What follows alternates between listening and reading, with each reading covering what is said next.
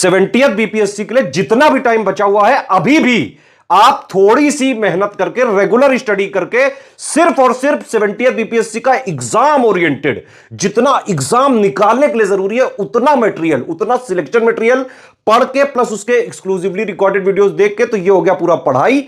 करीबन 2 घंटे की practice daily, paid quiz plus test series से, और प्लस हम जो पीवाईक्यू कंपाइल करके देते हैं वो, और लास्ट में रिवीजन। ये 3 चीजें करके करीबन 8-9 घंटे अगर आप अभी से भी दे दें तो पीटी आराम से निकल सकता है। सिर्फ और सिर्फ उतना दिया जाएगा जिससे 70th बीपीएससी का पीटी का कट ऑफ निकल जाए, चाहे जैसा पेपर आ जाए, easy, moderate, tough, analytical, conceptual, factual. करना क्या है, पीपीआर फॉर्मूला अपना, ये 6:1 का जो है इसमें हिसाब किताब है। 6 घंटे डेली पढ़ाई करनी है। पढ़ाई किससे किससे करनी है, एससीएस का selection material plus paid group के जो रिकॉर्डेड, एक्सक्लूसिवली रिकॉर्डेड बाकायदा हमने पीपीटी में बना के इस बार पेड ग्रुप के लिए जो है स्पेशली वो दिए हैं। ठीक है, तो पढ़ाई 6 आवर्स, करीबन 2 घंटे की प्रैक्टिस। प्रैक्टिस के लिए क्या क्या रिसोर्सेज है, एससीएस की टेस्ट सीरीज है, एससीएस का पेड क्विज है, और एससीएस के पीवाईक्यू जो कंपाइल्ड वाले हैं, जितना उसमें दिया है बस उतना ही पीवाईक्यू रेलेवेंट है। हम बाकायदा देखिए, जितने भी जैसे सालों के पेपर होते हैं, हम उसमें से जो इररिलेवेंट क्वेश्चन होते हैं, जैसे करंट वगैरह के क्वेश्चन आगे के एग्जामों के लिए रिलेवेंट नहीं होते हैं। ठीक है, कई सारे जो जीके वगैरह के फैक्ट्स बदलते जाते हैं वो भी आगे रिलेवेंट नहीं रहते हैं, तो उनको फिल्टर करके जो आज के लेटेस्ट ट्रेंड पैटर्न पर चल रहे हैं उस हिसाब से पूरी प्रैक्टिस हम करवाते हैं पेड क्विज में, टेस्ट सीरीज में। ठीक है, 1 घंटे का रिवीजन करना पड़ेगा। 9 घंटे अगर आप जो है टाइम दीजिए, सिर्फ ये 3 चीज कर लें, आराम से चाहे जैसा पेपर आ जाए कट ऑफ क्लियर हो सकता है। SCS selection material plus exclusively recorded videos, paid quiz, test series. एक चीज और है कि हम सिलेबस को 3 आयाम पे खत्म करते हैं। पहला आयाम यह है selection material plus exclusive video. ठीक है, जितना 70th बीपीएससी पीटी के कट ऑफ निकालने के लिए जरूरी है वो सब इसमें दे दिया गया है। अलग से कुछ नहीं पढ़ना है। ये वाला अगर आपने टोटल बीपीएससी का स्टडी फॉर सिविल सर्विसेज का लिया तो आपको अलग से कुछ देखना ही नहीं है, ना टेस्ट सीरीज, ना पीवाईक्यू, ना करंट अफेयर, ना बिहार स्पेशल, ना बिहार का करंट, सब कुछ इसी में मिल जाएगा। पूरा प्री का कंप्लीट है ये। इसके बाद मेंस का भी हमारा आंसर राइटिंग वगैरह, टेस्ट सीरीज वगैरह सारी चीजें चलती हैं। ठीक है, और आज से नहीं, कई सालों से चल रही है लगातार। तो पढ़ना ये है, 6 घंटे के लिए आपको इसको जो है डेली पढ़ना है, अभी जितने भी दिन बचे हुए हैं। ठीक, तो सिलेबस में plus PYQ plus latest trend pattern के हिसाब से जितना एक्चुअली में जरूरी है पढ़ने के लिए वो हमने इसमें दे दिया। इसके अलावा नहीं जरूरत है। पीवाईक्यू में जो भी फैक्चुअल बीपीएससी स्पेशलाइज जितने भी एग्जाम ओरिएंटेड जितना चीजें जरूरी है वो सब हमने इसमें दे दिया। तो सिलेबस को एक आयाम पे हमने यहां खत्म कर दिया कि मतलब जितना जरूरी वो आपने पढ़ लिया। लेकिन भाई पढ़ने से तो होगा नहीं, ये तो पीसीएस एग्जाम है ना। यहां पे अगर आपने प्री से पहले कम से कम 8-10 हजार क्वेश्चन की प्रैक्टिस नहीं की तो प्री निकालना जो है गुरु टफ हो जाएगा, लाले पड़ जाएंगे, ये समझ लो। प्रैक्टिस तो करनी पड़ेगी, क्योंकि आप पढ़ते जाओ पढ़ते जाओ पढ़ते जाओ और उस पे जो है कोई प्रैक्टिस ही ना करो, आपको पता ही नहीं भाई किस तरह क्वेश्चन आते हैं, क्या ट्रेंड चल रहा है, क्या पैटर्न बदल गया है ना। पीवाईक्यू वगैरह, पीवाईक्यू से पूरी पिक्चर क्लियर नहीं होती है। और पीवाईक्यू से ऐसा नहीं है, वो जमाने नहीं रहे कि पीवाईक्यू पढ़ के प्री जो है निकाला हो, पहले होता था, आजकल ऐसा नहीं होता है। यूपीपीएससी आयोग ने भी पूरी तरह से पीवाईक्यू, आप देखिए यूपीपीएससी में 4-5% ज्यादा पीवाईक्यू नहीं आते हैं। बीपीएससी में भी ऐसा ही है, बहुत ज्यादा 5 से 8-10% तक जो है इसमें आ सकते हैं, और वो भी जितना रिलेवेंट है वो हमने ऑलरेडी दे दिया है। तो सिलेबस को एक आयाम पे हमने खत्म किया यहां पे कि पढ़ लो यहां से। लेकिन भाई जब तक आप उनको प्रैक्टिस नहीं करोगे तब तक कोई फायदा ही नहीं है। तो इसमें हम क्या करते हैं, हमारे जैसे पेड क्विज में इजी प्लस मॉडरेट क्वेश्चन के फॉर्म में पूरा सिलेबस जितना भी पीटी के लिए जरूरी है उसको क्वेश्चंस के माध्यम से जो मोस्ट इंपॉर्टेंट फैक्ट्स होते हैं वो पूछ लेते हैं। और तीसरा आयाम है हमारा सिलेबस को खत्म करने का टेस्ट सीरीज, बहुत ही डिटेल्ड जो है यहां पे बनती है, और इसमें easy, moderate, tough, analytical, conceptual, factual, जिस तरह के बीपीएससी आयोग लेटेस्ट ट्रेंड पैटर्न में क्वेश्चन पूछ रहा है वो सारी चीजें बिल्कुल फ्रेश टेस्ट सीरीज बनाते हैं। हमारी जो टेस्ट सीरीज होती है बिल्कुल एग्जाम ओरिएंटेड होती है, हाई यील्ड होती है। आप जो है सिलेक्शन मटेरियल और एक्सक्लूसिवली रिकॉर्डेड वीडियोस तो जरूर पढ़ें, अगर कहीं और से भी पढ़ रहे हो तो एटलीस्ट एससीएस की पेड क्विज टेस्ट सीरीज ये तो जरूर लगा के जाना। पूरे 150 जो क्वेश्चन आएंगे, लगभग 50% के आसपास क्वेश्चन आपको paid quiz plus test series से मिल सकते हैं। हर बार जो है इतना ही आते हैं लगभग, तो करीबन 70-75 क्वेश्चन तो आपको पेड क्विज टेस्ट सीरीज ही से मिल जाएंगे जो हमने कराए हुए हैं, है ना। अभी के लिए जो है दिवाली वगैरह आप जरूर बनाएं, लेकिन पढ़ाई पे ज्यादा फोकस रखें। पटाखे खूब छुड़ाओ लेकिन पढ़ाई करते रहो, पढ़ो भी, प्रैक्टिस करो, रिवीजन करो। पीसीएस वगैरह के एग्जाम में आप एक बात समझ लो, चाहे दुनिया भर का कितना भी पढ़ लो, अगर प्रैक्टिस नहीं कर लो तो प्रिव्यू नहीं होगा, साफ बात एकदम। ठीक, एक बात और है कि ये नहीं कि भाई सिर्फ प्रैक्टिस ही प्रैक्टिस करते रहेगा उससे निकाल लिया, नहीं, पढ़ना भी पड़ता है, प्रैक्टिस भी करनी पड़ती है, रिवीजन भी करना पड़ता है। तो इस तरह से आप अभी भी कट ऑफ निकाल सकते हैं 70th बीपीएससी का। एससीएस का सिलेक्शन मटेरियल, पेड ग्रुप में जो exclusively recorded videos plus paid quiz plus test series, ये 3 चीजें अगर आपने करीबन डेली 9 घंटे पढ़ लिया, 9 घंटे मतलब टोटल स्टडी आवर्स, 6 घंटे पढ़ाई, 2 घंटे की प्रैक्टिस, 1 घंटे रिवीजन, इतना कर लिया, जितने दिन बचे आराम से चाहे जैसा पेपर आ जाए कट ऑफ ग्रुप फोड़ के आओगे। देखिए हमारे ऐप में बाकायदा सिलेक्शन मटेरियल का पूरा कोर्स चल रहा है। Study for civil services app को आप इंस्टॉल कर सकते हैं। वहाँ पेड टेस्ट सीरीज वाले फोल्डर में जाएंगे तो टेस्ट सीरीज पूरी मिल जाएगी। अच्छे खासे नंबर के जो है हमने टेस्ट सीरीज दिए हुए हैं, इसमें 60 टेस्ट सीरीज दी हुई हैं ऐप में। और पेड क्विज के लिए हमारे नंबर पे आप जो है कॉल कर सकते हैं किसी भी क्वेरी के लिए और ज्वाइन कर सकते हैं। कोई भी सजेशन है, कोई कमेंट है, प्लीज वीडियो में कमेंट करके बताएं। दीपावली हॉलीडेज के बाद मात्र 40 दिवस आपके पास बच रहे होंगे बीपीएससी पीटी 2024 प्रीलिम्स में अपीयर होने के लिए। तो बीपीएससी पीटी 2024 के लिए 40 दिवस में क्या क्या किया जा सकता है अब कि अभी भी कट ऑफ निकालना सुनिश्चित किया जा सके।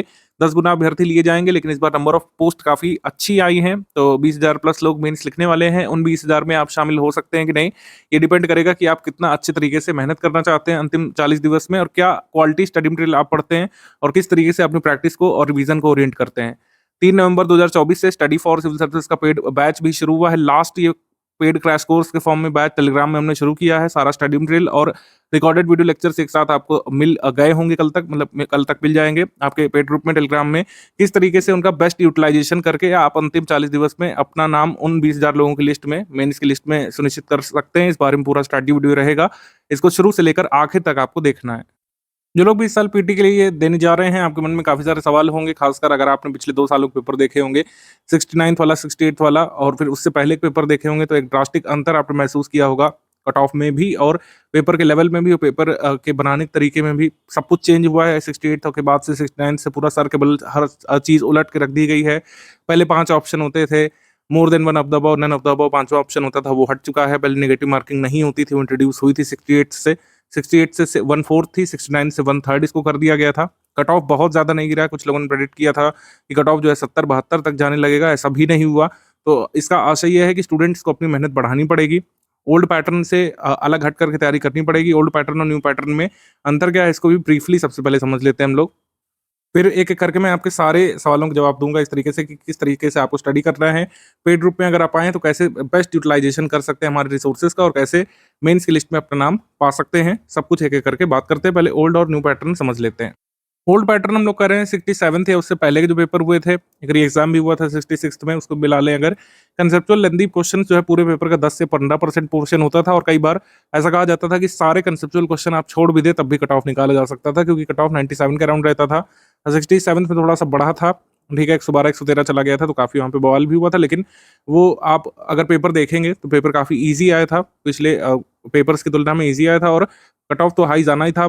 कट ऑफ मतलब पोस्ट भी ज़्यादा नहीं आई थी, तो इस तरीके से 112 कट ऑफ गया था 67th में। फिर उसके बाद से तो पूरा पैटर्न ही ड्रास्टिकली चेंज कर दिया गया। None of the above, more than one of the above में छेड़छाड़ की गई 68th में, और 69th में तो पूरा पैटर्न ही बदल दिया गया। लास्ट जैसे यूपीएससी के पहले के पेपर्स होते थे 2013 2014 वाले, उस लेवल पे इसको लाया गया था, क्योंकि 5वां ऑप्शन हटाया गया था और क्वेश्चंस का जो पूछे जाने का तरीका है बिल्कुल अलग कर दिया गया था।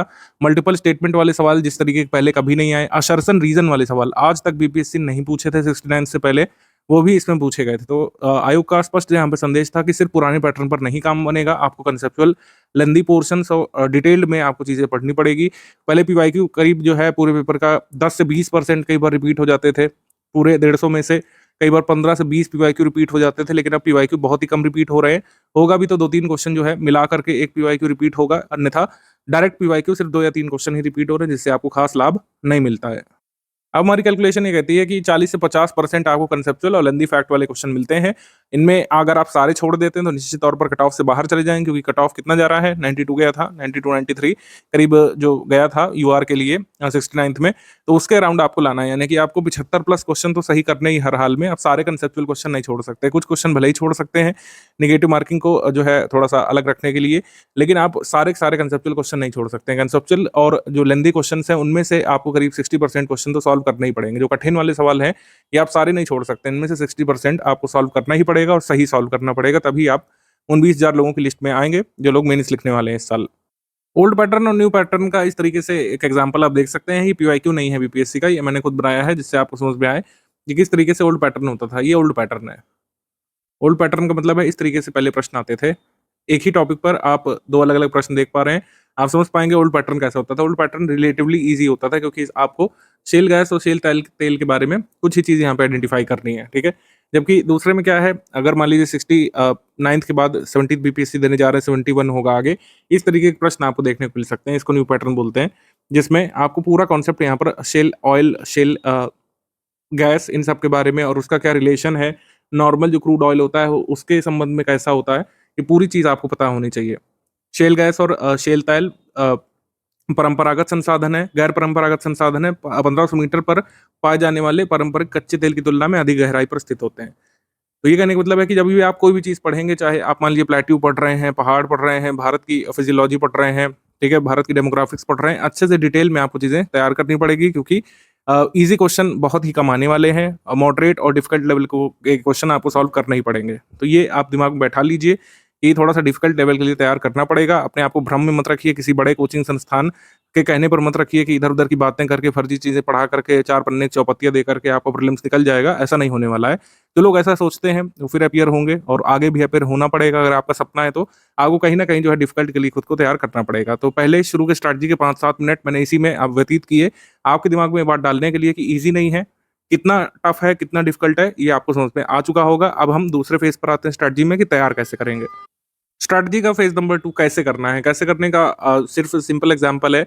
हम लोग जो इधर-उधर की चीज़ें नहीं बताएँगे, हम लोग खुद ही कराते हैं। हमारी टीम जो है समय-समय पर अपने पेड क्रैश कोर्स निकालती रहती है। जैसे 40 दिवस के लिए आया, तो जितना जो कुछ भी 40 दिवस में पढ़ा जा सकता है, जो पढ़ा जा सकता है 7 से 8 घंटे डेली दे करके, वो सारा हमने सब कुछ एक साथ आपको प्रोवाइड कर दिया है। चाहे हमारे नोट्स हों, जो पीडीएफ फॉर्म में आपको मिल गए होंगे। जिन लोगों ने ग्रुप जॉइन किया है, तो आपको पीडीएफ फॉर्म में स्टडी मटेरियल वाले ग्रुप में सारे नोट्स दिख गए होंगे जो आपको स्टडी करना है। उसमें मैं इंडिकेट भी कर दे रहा हूँ किन-किन को प्रायोरिटाइज़ करना है। अभी वीडियो के आगे के हिस्से में कंप्लीट कॉम्प्रिहेंसिव स्टडी मटेरियल जो भी पढ़ना ज़रूरी है, सब आपको एक साथ यहाँ पे मिल गया है। अब बस आपको इसी को स्टडी करना है। 7 से 8 घंटे जो डेली देना है, उसमें आपको जो ये पीपीआर का फ़ॉर्मूला रखना है, देसी भाषा में पढ़ाई, प्रैक्टिस और रिवीज़न। पढ़ाई, प्रैक्टिस, रिवीज़न। इसका जो अनुपात है वो कितना होना चाहिए? 6:2:1 करीब इसको रख सकते हैं। अगर मान लीजिए 6 हिस्सा पढ़ाई कर रहे हैं, 2 घंटे, 2 हिस्सा यहाँ पे प्रैक्टिस होनी चाहिए और 1 हिस्सा यहाँ पे रिवीज़न का होना चाहिए। रिवीज़न के घंटे आप लगातार बढ़ाते जाएँगे, जैसे-जैसे दिन आपके नज़दीक आते जाएँगे। जैसे मान लीजिए लास्ट के जो 2 वीक बच रहे हैं, उसमें प्रैक्टिस, रिवीज़न को ज़्यादा यहाँ पे तरजीह देनी है, नई चीज़ें कम पढ़ना है।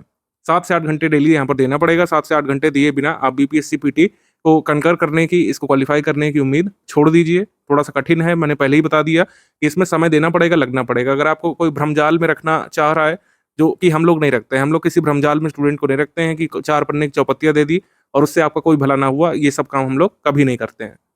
जिससे एक्चुअली आपका पीटी निकल सकता है, वो सारी चीज़ें आपको प्रोवाइड करा दी गई हैं, सारा स्टडी मटेरियल आपको मिल चुका है। कुछ चीज़ें जो है प्रैक्टिस के तौर पर है, जैसे टॉप 5 मिनट वाला है, उसमें आपका मन करे, आपको टाइम बच रहा है तो आप लगाइए, अदरवाइज़ जो करंट अफेयर दे दिया गया है, वही सफिशिएंट है। टॉप 5 मिनट एमसीक्यू प्रैक्टिस के लिए, उसको चाहे तो आप इग्नोर कर सकते हैं। पीवाईक्यू कंपाइलेशन हमने दे दिया है, पूरा पीवाईक्यू कंपाइलेशन पढ़ना अनिवार्य नहीं है। आपके पास टाइम का शॉर्टेज है, तो आप पिछले करीब मेरे हिसाब से 4-5 सालों का देख लेंगे, 66 से लेकर 64th से माफ़ कीजिएगा, 64 से लेकर अभी तक का देख लेंगे, उतना ही सफिशिएंट होगा। अगर पीवाईक्यू रिपीट होना होगा कोई, तो उसी में से हो जाएगा, अदरवाइज़ स्टडी मटेरियल हमारा इतना सफिशिएंट है कि आपको पीवाईक्यू के भरोसे नहीं रहना पड़ेगा। सिर्फ पीवाईक्यू पढ़ कर के किसी का पीटी नहीं निकल सकता है अब। सिर्फ पीवाईक्यू के भरोसे जो लोग बैठे हुए हैं, वो उम्मीद छोड़ दीजिए आप। हाँ, पैटर्न समझने के लिए यूज़फुल है पीवाईक्यू। आपको सब कुछ समझ में आएगा, पीटी कैसे आता है, कैसे प्रश्न पूछा जाता था पहले। 68, 69 का ज़रूर देखना चाहिए आपको पीवाईक्यू। 68, 69 का भी देख लेंगे तो सफिशिएंट है, लेटेस्ट पैटर्न के हिसाब से। बहुत पुराना पीवाईक्यू पढ़ने की ज़रूरत नहीं, क्योंकि उस तरह के प्रश्न आते नहीं हैं अब। करंट अफेयर के लिए भी आपको कहीं से भी अब कोई भी मैगज़ीन लेने की ज़रूरत नहीं पड़ेगी और डेली न्यूज़ आप फॉलो करना बंद कर दीजिए। जितना भी स्टडी फॉर सिविल सर्विसेज ने दिया है, आपको इस पेड बैच में उतना ही सफिशिएंट है। चाहे नेशनल इंटरनेशनल करंट अफेयर हो, जो नेशनल इंटरनेशनल के प्रश्न आते हैं उससे कवर हो जाएँगे और जो हमने बिहार स्पेशल दिया है उससे कवर हो जाएँगे। अलग से अब कोई भी करंट अफेयर ना पढ़ने की ज़रूरत है, ना उसका वीडियो लेक्चर देखने की ज़रूरत है किसी का भी यूट्यूब में। हमारे जो यूट्यूब में वीडियोज़ आ रहे हैं मंथली वाले, चाहे तो आप देख सकते हैं रिवीजन के लिए, अदरवाइज़ उसको भी इग्नोर कर सकते हैं लास्ट मोमेंट में। सिर्फ पीडीएफ भी जितनी दे दी गई है पेड ग्रुप में, वो सफिशिएंट है। करंट अफेयर पीडीएफ जितनी भी दे दी गई है वो सफिशिएंट है, उससे पूरा तैयार किया जा सकता है। अलग से वीडियोस वगैरह आप देखने की ज़रूरत नहीं है, ना ही कोई डेली न्यूज़ फॉलो करने की ज़रूरत है। 7 से 8 घंटे आपके इसी में व्यतीत होंगे। एक काम जो स्टूडेंट को खुद करना पड़ता है हमेशा ही, और इसमें कोई एक्सटर्नल सपोर्ट नहीं लिया जा सकता है, वो है रेगुलर रिवीजन।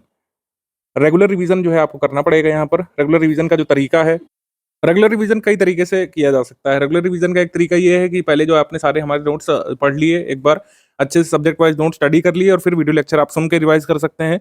या तो आप इसका उल्टा काम कर सकते हैं। कुछ लोग क्या करते हैं, वीडियो लेक्चर जो है बिना देखे, बिना आंखों से देखे हुए उसको ऑडियो के माध्यम से सुनते हैं और फिर जब नोट्स पढ़ते हैं तो उसको कोरिलेट करते हैं।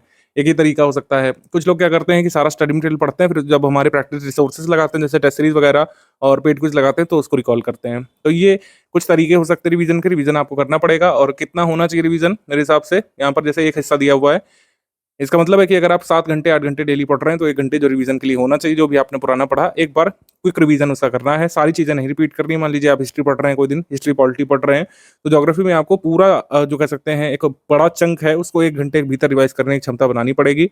और या तो ये कर सकते हैं कि प्रैक्टिस अगर कर रहे हैं, टेस्ट सीरीज लगा रहे हैं, पेड क्विज लगा रहे हैं, तो उस पर्टिकुलर सब्जेक्ट को प्रैक्टिस करते हुए रिवाइज करिए, या पीवाईक्यू कंपाइलेशन से क्वेश्चन सॉल्व करते हुए भी रिवीजन किया जा सकता है। तो ये कुछ तरीके हो सकते हैं। 7 से 8 घंटे डेली स्टडी करना है, जो भी आपको दिया गया है वो सफिशिएंट है। हमारे प्रैक्टिस रिसोर्स भी सफिशिएंट है इस मामले में। तो रिवीजन के आपके कुल मिलाकर अपने हिसाब से तरीके हो सकते हैं, लेकिन रिवीजन आपको करना है। प्रैक्टिस रिसोर्स जरूर लगाने हैं, जैसे स्टडी फॉर सिविल सर्विसेज की टेस्ट सीरीज है। इस टेस्ट सीरीज की अगर बात करें तो ये लेटेस्ट ट्रेंड और पैटर्न के हिसाब से स्टडी फॉर सिविल सर्विसेज ही लगातार टेस्ट सीरीज बना रहा है। जब से पैटर्न नहीं बदला था तब से हम उस तरह के प्रश्न करा रहे थे, पहले भी 65th में भी 66th में भी, जब जब हमने पेड ग्रुप अपना चलाया है, कि आप मॉडरेट से टफ लेवल के लिए खुद को तैयार करें। और अब आश्चर्यजनक बात यह है कि अब वैसे ही क्वेश्चन आने लग रहे हैं एग्जाम में, रियल एग्जाम में, जैसे कि स्टडी फॉर सिविल सर्विसेज पहले से अपनी टेस्ट सीरीज में पूछता आ रहा है। हमारी टेस्ट सीरीज थोड़ा सा लेंदी होती थी, कई लोग ये कहते थे लेंदी है, हमने कबूला भी है। हमारी टेस्ट सीरीज लेंदी रखने का आशय ये है कि आप एक बड़े चंक को रिवाइज कर सकें, जो आपका सिलेबस का एक बहुत बड़ा भाग है उसको आप टेस्ट सीरीज लगाते समय रिवाइज कर सकें। अगर मुगल वंश या जैसे मुगल वंश पढ़ रहे हैं या फिर सल्तनत काल पढ़ रहे हैं, तो उसमें ऐसे प्रश्न डाले जाते थे कि पूरे मुगल वंश को एक तरीके से एक टेस्ट में रिवाइज किया जा सके। अगर सेक्शनल टेस्ट है, मान लीजिए जैसे ज्योग्राफी का टेस्ट है या हिस्ट्री का टेस्ट है, तो पूरे सब्जेक्ट के मोस्ट इंपॉर्टेंट फैक्ट्स को हम एक तरीके से रिवाइज करवाने के उद्देश्य से लेंथी टेस्ट सीरीज और difficult moderate level test series बनवाते थे, और उसका लाभ स्टूडेंट्स को मिला है और आगे भी मिलेगा। तो स्टडी फॉर सिविल सर्विसेज की test series information dense test series होती है, थोड़ा सा मॉडरेट लेवल की हो सकती है, लेकिन एग्जाम में जो डिफिकल्ट लेवल सवाल आते हैं उसके लिए आप पहले से ही तैयारी कर लेते हैं। पहले से तैयारी करना हमेशा अच्छी चीज होती है। कोई भी आप डिफिकल्ट सिचुएशन फेस करने जा रहे हैं, उसकी तैयारी पहले से हो तो आप उसको अच्छी तरीके से डील कर सकते हैं। अगर आपको हम सारे इजी क्वेश्चन करा देंगे जैसे मार्केट की टेस्ट सीरीज में कराए जा रहे हैं, और फिर एकदम से आप टफ पेपर देखते हैं, तो कई बार आप जो है वहीं पर अपनी हिम्मत हार जाते हैं, कट ऑफ नहीं निकाल पाते हैं। पेड क्विज की अगर बात कर लें, काफी लंबे समय से चल रही है, जब से पहला पेड ग्रुप हमने शुरू किया था बीपीएससी के लिए, पेड क्विज तब से चल रही है, और अब हमने नंबर ऑफ क्वेश्चंस भी बढ़ाए हैं, नंबर ऑफ क्वेश्चंस बढ़ा दिए गए हैं क्योंकि पीटी नजदीक आता जा रहा है। मोस्ट इंपॉर्टेंट फैक्ट्स का रिवीजन जो है पेड क्विज के माध्यम से आप कर सकते हैं। पेड क्विज की हम प्रैक्टिस कराते हैं पेड ग्रुप में, टेलीग्राम में ही। इसकी कोई पीडीएफ वगैरह हम नहीं देते हैं। इसका एक पर्पस ये है कि आप उसी समय प्रैक्टिस करें और साइकोलॉजिकली खुद को सही ऑप्शन तक पहुंचने के लिए तैयार करें। इसमें आप देखेंगे काफी अच्छे नंबर ऑफ क्वेश्चन हम पहले ही करा चुके हैं। 6875 नंबर क्वेश्चन ये अपलोड किया गया है जब तक मैं वीडियो रिकॉर्ड कर रहा हूँ, और आगे भी कराए जाएंगे। इसका पर्पस ये है कि आप अच्छी तरीके से प्रैक्टिस कर लें। डेली बेसिस पर मेरे हिसाब से आपको 300 क्वेश्चन अब सॉल्व करने चाहिए पेड क्विज से, जो लोग क्वेश्चन नंबर 1 से सॉल्व करेंगे, और अभी भी सारी पेड क्विज निपटाई जा सकती है। 300 क्वेश्चन डेली सॉल्व करने में मेरे हिसाब से ज्यादा से ज्यादा आपको 50 मिनट लगने वाले हैं। आपको बस ये करना है, रजिस्टर लेना है, उसमें बस नोट करते जाना है कोई इंपॉर्टेंट फैक्ट जो आपको पहले से नहीं तैयार था। जैसे यहाँ पे लिखा हुआ है संसद की व्यापार परामर्श दात्री समिति, यानी कि बिजनेस एडवाइजरी कमेटी। तो बिजनेस एडवाइजरी कमेटी क्या काम करती है ये दिया हुआ है। अगर आपको काम नहीं पता, आपका क्वेश्चन गलत हो गया, तो नोट कर सकते हैं छोटा सा। अदरवाइज स्टडी मटेरियल में भी ये सारी चीजें होती हैं। There are total 15 members in the Lok Sabha in this committee and total 10 members in from Rajya Sabha in this committee. अब इसमें आप जब चूज करेंगे, मान लीजिए हम इसमें ये चूज करते हैं ये वाला ऑप्शन, तो ये सही सवाल हो गया, मतलब हमारा सही उत्तर हो गया, सही जवाब। तो आपको ये याद हो गया कि इसमें लोकसभा से कितने सदस्य होते हैं 15, और राज्यसभा से कितने सदस्य होते हैं 10। ठीक है, और इसका काम भी यहाँ से क्लियर हो गया है। ये इसकी डिटेल हालांकि स्टडी मटेरियल में भी होगी। तो 3 आयाम पर हम पूरा सिलेबस खत्म करते हैं। सबसे पहला होता है स्टडी मटेरियल की। स्टडी मटेरियल में सारी चीजें आपको जरूरी वाली हैं, जरूरी फैक्ट जो है मोटी मोटी बुक से छांट करके, जो जरूरी वाले जो एग्जाम में पूछे जाते हैं, जैसा बीपीएससी पूछेगा आगे 70th में, उसको कंपाइल करते हैं। तो एक हो गया स्टडी मटेरियल। फिर हो गया हमारी टेस्ट सीरीज। टेस्ट सीरीज में जो सबसे मोस्ट इंपॉर्टेंट फैक्ट्स होते हैं हमारे स्टडी मटेरियल के, उसको उसमें पूछा जाता है, और एक अलग तरीके से पूछा जाता है, कंसेप्ट बना करके पूछा जाता है, लेंदी क्वेश्चन करके पूछा जाता है, और कई बार कंफ्यूज करने वाले स्टेटमेंट फॉर्म में पूछा जाता है, जैसा एक्चुअल एग्जाम में आता है। फिर पेड क्विज होती है। पेड क्विज में मोस्ट इंपॉर्टेंट फैक्ट्स जो कई बार आप नजरअंदाज कर देते हैं, लेकिन जो जरूरी हो सकते हैं उनका रिवीजन यहाँ पे कराया जाता है। जैसे यहाँ पे कराया जा रहा है, मान लीजिए आपको फर्स्ट क्वेश्चन पे जाना है, तो पिंड मैसेज में आ सकते हैं, इस तरीके से इसको टैप कर देंगे तो फर्स्ट क्वेश्चन का लिंक यहाँ पे आ जाएगा। मेरे हिसाब से आपको फर्स्ट क्वेश्चन से ही लगाना चाहिए, लेकिन आप उल्टा भी कर सकते हैं, लेटेस्ट से पीछे की ओर जा सकते हैं।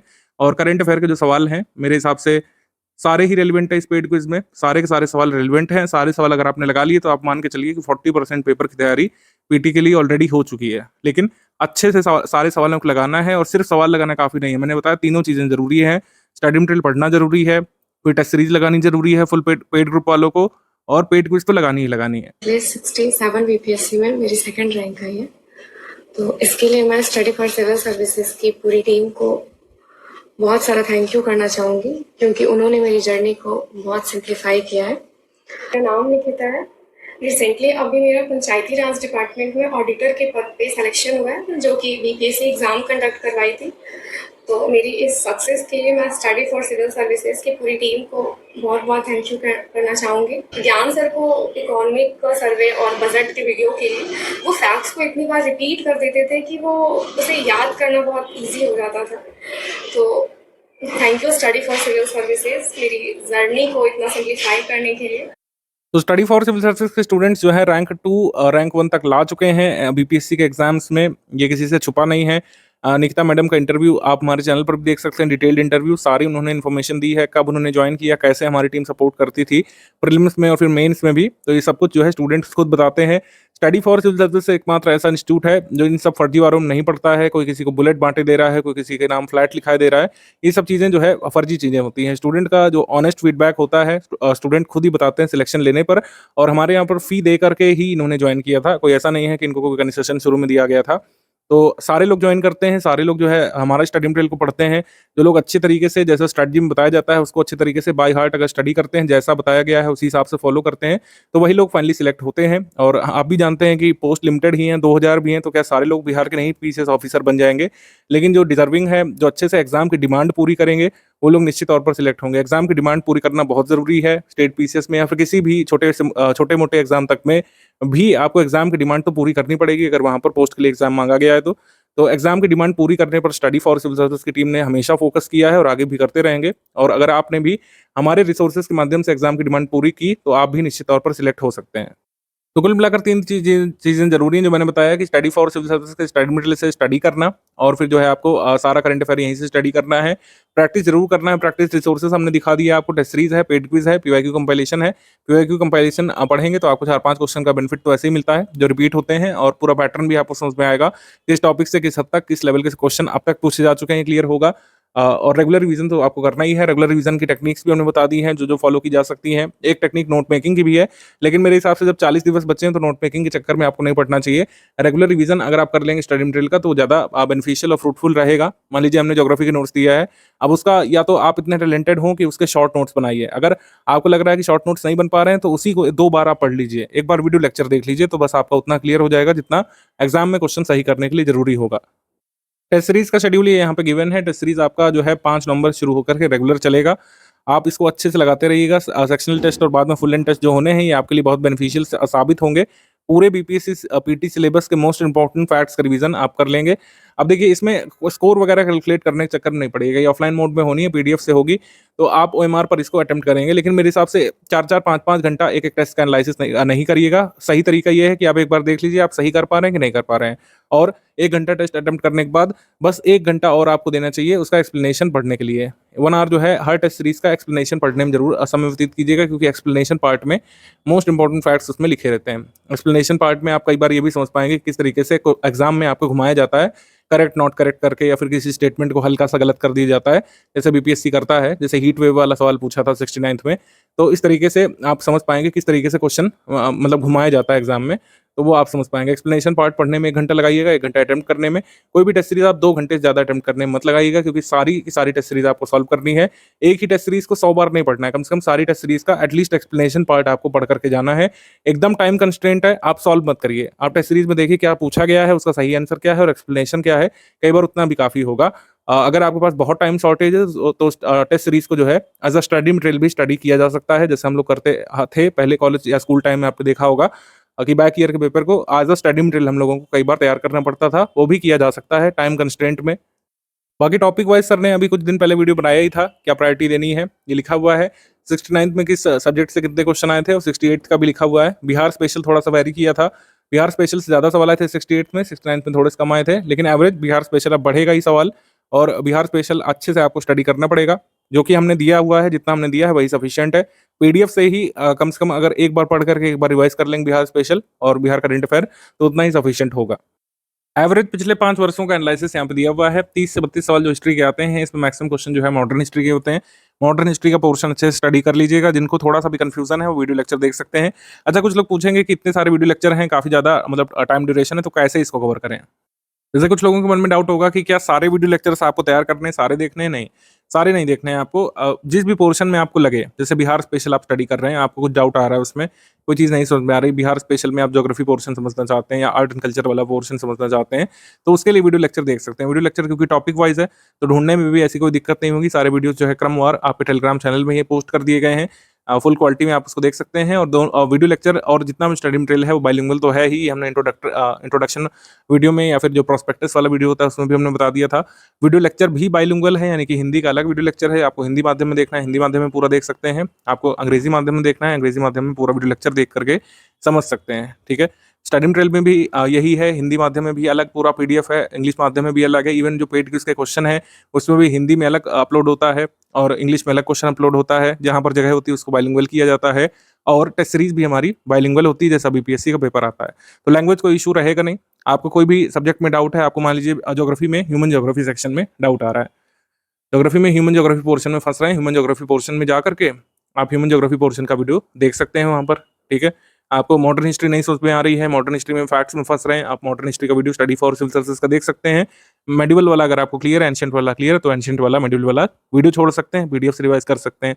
बिहार स्पेशल में भी यही है, बिहार स्पेशल में जो भी पोर्शन में आपको दिक्कत आ रही है, उसका वीडियो लेक्चर देख सकते हैं, बाकी छोड़ सकते हैं। इकोनॉमी में भी यही है, इकोनॉमी में जो कि मैक्सिमम करंट अफेयर आता है, यानी बजट, इकोनॉमिक सर्वे, इससे संबंधित फैक्ट्स जो आते हैं, वो उसके लिए पीडीएफ आपको दिया गया, आप वहाँ से तैयार करेंगे। पॉलिटी में 12 से 15 सवाल आते हैं, पूरा आपको नोट्स दिया गया, उससे रिवाइज कर सकते हैं और जहाँ पर भी फंसे उसका वीडियो लेक्चर देख सकते हैं। एप्टीट्यूड मैथ्स तो ये तो बिहार में ये प्रचलित बात है कि इसकी कोई अलग से तैयारी नहीं करता है, लेकिन फिर भी कोई आर्ट का स्टूडेंट है तो आपको थोड़ा सा पीवाईक्यू प्रैक्टिस कर लेना है। पीवाईक्यू इसमें सफिशिएंट रहेगा, उसके अलावा ज़्यादा इधर उधर मैथ्स में ज़्यादा समय देने की जरूरत नहीं पड़ेगी। पीवाईक्यू भी अगर पिछला जितना भी हमने दिया है, पीवाईक्यू कंपाइलेशन में से ही मैथ्स वाला सॉल्व कर लेंगे तो उतना ही सफिशिएंट रहेगा। मैथ्स और एप्टीट्यूड के जितने सवाल आते हैं, एनवायरमेंट प्लस विज्ञान के भी अच्छे नंबर ऑफ क्वेश्चंस आते हैं, 28 से 30 आते हैं जितने हिस्ट्री के आते हैं। तो इसमें विज्ञान के नोट्स देख लीजिएगा आप लोग। और अगर आर्ट साइड से हैं, विज्ञान समझने में दिक्कत होती है, हमारे वीडियो लेक्चर आप देखिएगा, जो पढ़े हुए हैं वो सब कुछ समझ में आएगा आपको। इसमें जिस भी पोर्शन में फंसे, बायोलॉजी पोर्शन में फंसे तो उसका देखिए, हिस्ट्री मतलब केमिस्ट्री पोर्शन में फंसे तो उसका देखिए, फिजिक्स पोर्शन में फंसे तो उसका देख सकते हैं। ठीक है, भूगोल से 15 से 18 सवाल आते हैं, इसमें world geography, human geography, Indian geography, physical geography, ठीक है, सब कुछ इसमें मिक्स होती है। तो ज्योग्राफी में जिस भी पोर्शन में आप फंसे उसका वीडियो देख सकते हैं। वर्ल्ड ज्योग्राफी में आपको नहीं समझ में आ रहा है, मैपिंग नहीं समझ में आ रही, तो उस पोर्शन का वीडियो आप उसमें देख करके समझ सकते हैं। वीडियो लेक्चर सारे नहीं देखने हैं, जिस भी पोर्शन में आप फंसे वो देख सकते हैं। अदरवाइज स्टडी मटेरियल भी सफिशिएंट है क्वेश्चन आपका सही कराने के लिए। आप एग्जाम में उत्तर कर पाएंगे अपने एमआर में सही सवाल का, अगर एक बार स्टडी मटेरियल पढ़ करके एक बार अच्छे से रिवाइज और प्रैक्टिस कर ले तो। और जहां पर भी फंसे उसका वीडियो लेक्चर देख लीजिए आप। सारे वीडियो लेक्चर निपटाने की जरूरत नहीं है, मैं फिर से बता दूं, सारे वीडियो लेक्चर देखना अनिवार्य नहीं है। करंट अफेयर एक बहुत बड़ा पोर्शन होता है, तो current affair study for civil services ने आपका समय जो बचा लिया है। जो पीडीएफ आपको दी गई है मंथली करंट अफेयर की, वही सफिशिएंट है। उसका वीडियो भी आता है यूट्यूब में, वीडियो देखना जरूरी नहीं है और ना ही मतलब ऐसा कोई घाटा हो जाएगा आपको वीडियो देखने से, मतलब वीडियो ना देखने से। आप जो है पूरा जो करंट अफेयर हमने दिया है कंपाइल करके, उसको अच्छे से एक बार पढ़िए, 2 बार रिवाइज करिए कम से कम, सब कुछ समझ में आएगा। उसमें सारी डिटेल जो जरूरी होती है एग्जाम्स में क्वेश्चन सही करने के लिए, जितने फैक्ट जरूरी होते हैं, अवार्ड्स एंड ऑनर्स हो गया, बुक्स एंड ऑथर हो गया, प्लेसेस इन न्यूज़ हो गया, पर्सन इन न्यूज़ हो गया, जितने सेगमेंट होते हैं सब कुछ उसमें कवर कराया गया है। कई बार जो इंटरनेशनल इवेंट्स होते हैं, किसी देश में कोई जज निकाल दिया गया, जैसे मैक्सिको में अभी नियम आया है कि लोग अपने जजेस को जो है चुन करके ला सकेंगे, मतलब वोटिंग के माध्यम से जज जो है चुने जाएंगे। इंटरनेशनल सोलर लाइन्स का नया मेंबर कौन सा आ गया है, ठीक है, अभी जैसे ब्रिक्स समिट हुई है तो उसकी हाईलाइट्स क्या है, सब कुछ जो जरूरी हो सकता है बीपीएससी 70 के लिए सब हमने दे दिया है। अलग से आपको बार बार पढ़ना नहीं पड़ेगा इधर उधर से, जितना भी जो जरूरी होता है सब कुछ हमने कंपाइल करके करंट अफेयर में सब कुछ चेक करके दे दिया है। ठीक है, पूरे स्टडी मटेरियल में से, पूरे प्रैक्टिस रिसोर्सेज में से कोई भी एरर निकलती है तो study for civil service team उसको अर्लीस्ट रेक्टिफाई करती है हमेशा ही, और एग्जाम से पहले आपको सर्वाधिक शुद्ध चीजें मिलती हैं। कई सारे फैक्ट होते हैं पीसीएस में, तो ऐसा कई बार हो जाता है, टाइपो हो गया, कोई एरर हो गई, तो उसको हम लोग एग्जाम से पहले सही कर लेते हैं, उससे आप बेफिक्र रहिएगा। स्ट्रैटेजी पीडीएफ में कई सारी पुरानी चीजें लिखी हुई हैं, इसको आप इग्नोर मार सकते हैं कि जैसे बेसिक बुक के लिए लिखा गया, बेसिक बुक वगैरह अब वगैरह यहाँ पर पढ़ने का समय नहीं है। आपका जो लक्ष्य है वो कट ऑफ क्लियर करना है, कट ऑफ भी देख लीजिए एक बार।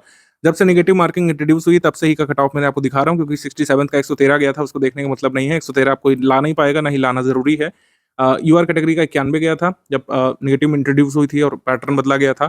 ठीक है, 91 गया था और फिर जो है 91.67 गया था यूआर का। अनरिजर्व्ड फीमेल का 84 गया था, 86.67 ईडब्ल्यूएस का। तो आपको टारगेट कितना रखना है? कई लोग टारगेट के लिए पूछेंगे। तो आपको तैयारी के दौरान टारगेट रखना है 105 क्वेश्चन सही करने का, नेगेटिव मार्किंग और डिस्प्यूटेड सवाल हटा करके, क्योंकि कई सवाल डिस्प्यूटेड भी निकल आते हैं। पिछली बार भी एक निकला था। तैयारी के समय टारगेट ये होना चाहिए, और बाकी एग्जैक्ट टारगेट क्या होगा वो पेपर के दिन ही आपको पता चल पाता है।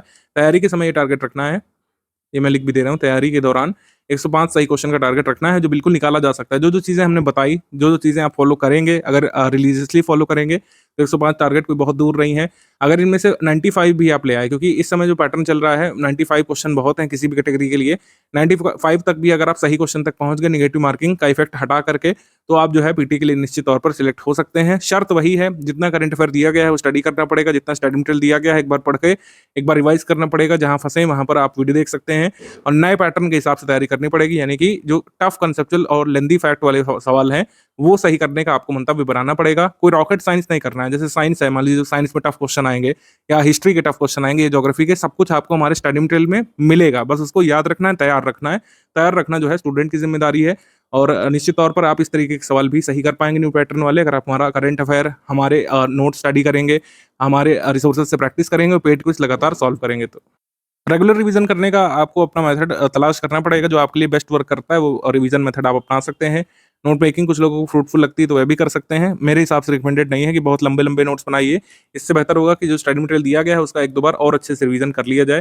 ठीक है, फेस्टिवल खत्म हो चुका है। अगर आपको अपने आगे के फेस्टिवल अच्छे मनाने हैं तो 7 से 8 घंटे अच्छे से स्टडी कर लीजिए, जिससे आपको मेंस देने का अवसर मिले। इस बार अच्छी खासी नंबर ऑफ वैकेंसीज हैं, ज़्यादा से ज़्यादा लोग प्रीलिम्स क्वालीफाई करने की कोशिश करेंगे। कई लोगों का जो प्रीलिम्स से रुक रहा होगा, आपके लिए अच्छा मौका है, क्योंकि कट ऑफ थोड़ा सा गिरने की उम्मीद तो है ही। अगर पेपर जैसा आता है 69 68 का वैसा ही आया तो कट ऑफ निश्चित तौर पर थोड़ा सा गिर भी सकता है, लेकिन अगर पेपर जो है थोड़ा सा इजी साइड आ गया तो इतना कट ऑफ 95 के अराउंड रहने वाला है। आपको इसी के अराउंड तैयारी करनी है, बाकी पेपर के दिन डिसाइड होता है कि एग्जैक्ट फिगर क्या होना चाहिए। मान लीजिए आपको सवाल आ रहे हैं तो क्या आप छोड़ करके चले आएंगे कि सर ने 95 बताया था? ऐसा तो नहीं होगा।